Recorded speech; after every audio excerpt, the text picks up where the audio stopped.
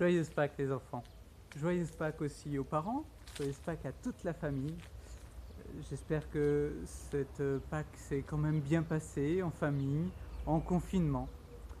J'espère que ce confinement n'est pas trop dur pour vous et je vous propose de prier les uns pour les autres, pour ceux pour qui c'est plus dur à la maison, pour ceux pour qui les parents se font du souci pour telle ou telle raison, pour ceux pour qui connaissent un malade du Covid. Prions les uns pour les autres. La fête de Pâques, c'est la fête de la résurrection du Christ. Jésus est ressuscité d'entre les morts. La vie gagne, la vie gagne. Et ce n'est pas une imagination de notre part, c'est une réalité. Il nous l'a promis. Mais les apôtres ont vu Jésus ressuscité, ils savent que Jésus est ressuscité, ils espèrent la vie éternelle pour eux, et pourtant, ils continuent à avoir des soucis, ils continuent à être menacés de mort. Ils ne savent pas trop encore comment faire. Et nous, parfois, nous sommes comme eux. Alors demandons au Seigneur, comme eux, de recevoir l'Esprit Saint. Ce sera dans 50 jours la Pentecôte.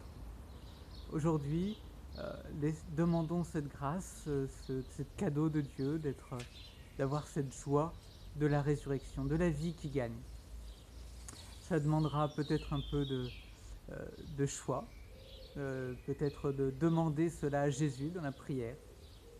J'espère que déjà, d'avoir vécu avec Théobule, avec les propositions de Cathé d'Isilda, ces temps de prière, eh bien que déjà cela vous a aidé à passer ce temps de confinement avec le Seigneur, de aider à vivre Pâques le mieux possible.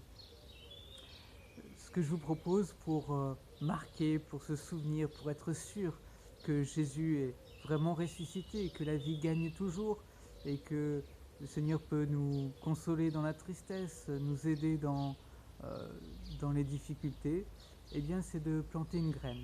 Elle paraît toute morte la graine, mais de la planter ou de la semer si elle est toute petite. Et puis la prendre en photo. Et puis dans quelques semaines, prendre en photo la plante qui aura poussé. Et puis envoyer ces photos à votre catéchiste. Et comme ça, ensuite, nous pourrons faire comme une farandole de ces plantes de la vie, de la résurrection. Je pense aujourd'hui particulièrement aux enfants qui se préparent à la première des communions. Prions pour eux. Vous qui vous préparez, eh bien, Seigneur Jésus continue à vous préparer. Il continue à préparer votre cœur à venir demeurer chez vous, à venir vous aider à aimer quand c'est difficile. Alors, c'est vrai, il n'y aura pas le week-end à Ressin, c'est vrai. Mais il continue à être à vos côtés, à vous accompagner. C'est vrai que nous ne savons pas comment se passera votre première des communions dans quelques semaines. Peut-être que ce ne sera pas comme vous l'avez imaginé, mais le Seigneur Jésus se donnera à vous de la même manière, peut-être encore plus. Et tout ce qu'il peut faire, il le fera avec vous. Alors, pour vous, enfants de la première communion, pour tous les enfants, pour tous les parents, joyeuse Pâques.